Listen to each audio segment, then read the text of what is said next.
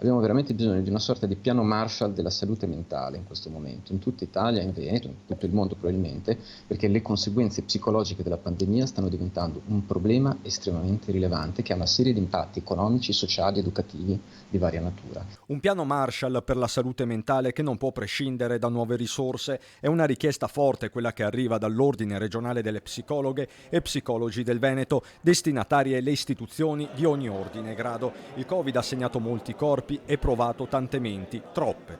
In una parola molto preoccupante, ed è questa una delle preoccupazioni che abbiamo anche come Presidente degli Ordini degli Psicologi di tutta Italia quando ci confrontiamo, perché dai nostri colleghi, dei nostri 11.000 psicologi del Veneto, a me arrivano quotidianamente segnalazioni allarmate nel pubblico, nel privato sociale, di un grandissimo incremento dei bisogni e dei problemi tra bambini, ragazzi, famiglie, ma anche adulti e anziani. Depressione, stress, aumentata aggressività, soprattutto tra i più giovani, affermano gli psicologi. Delicata la situazione nelle scuole dove non aiuta la distinzione tra vaccinati e non vaccinati.